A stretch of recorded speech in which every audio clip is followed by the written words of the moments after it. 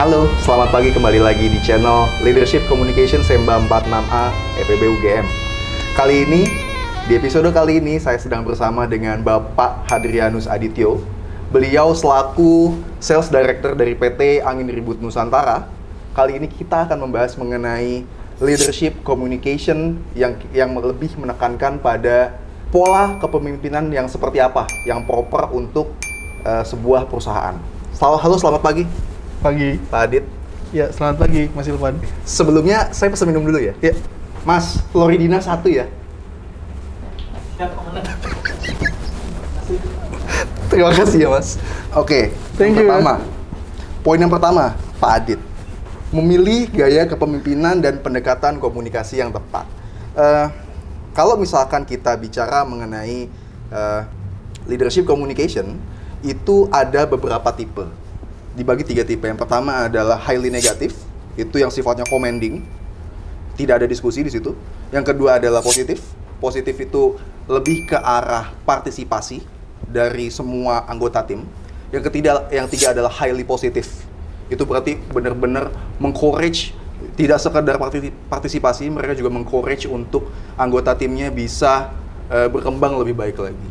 Kalau dari Pak Adit selama menjadi pimpinan di PT Angin Ribut Nusantara, tipe seperti apa sih yang biasa Pak Adit implementasikan di sana? Jadi kalau saya lebih suka yang partisipatif gitu ya. Jadi semua karyawan bisa bersama menuju goal yang sama untuk perusahaan gitu. Oke. Nah, kalau dari Pak Adit sendiri, menurut Pak Adit sebenarnya apakah tipe kepemimpinan itu harusnya situasional, Pak? Dalam artian di saat, jadi kita tidak bisa judging bahwa highly negatif ini adalah tipe kepemimpinan yang jelek, positif itu bagus, highly positif bagus banget. Tapi menyesuaikan dengan kondisi organisasi. Kira-kira Pak Adit setuju nggak dengan statement itu? Setuju, Pak. Setuju.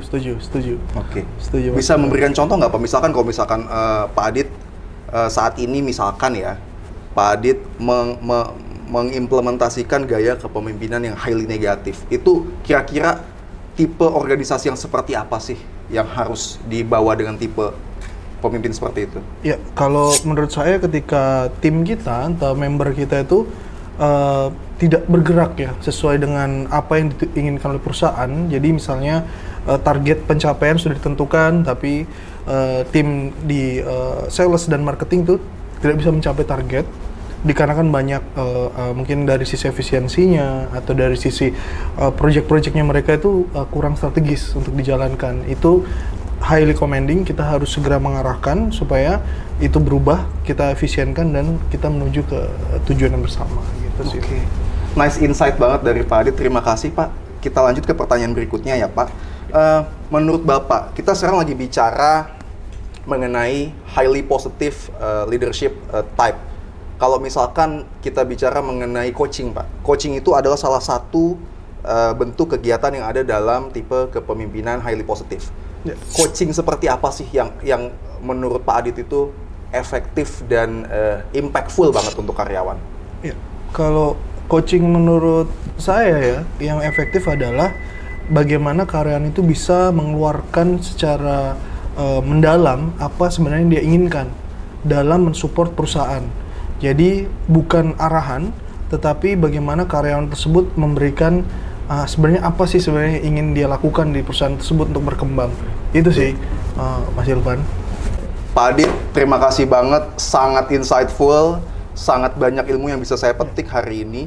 Untuk terakhir nih Pak Adit, untuk closing statement, kira-kira Pak Adit ada saran dan input nggak sih untuk pemimpin-pemimpin di luar sana yang sedang nge-build tim gitu? Apa sih yang harus dilakukan supaya timnya itu efektif dan achievementnya tuh on target terus? Silakan Pak.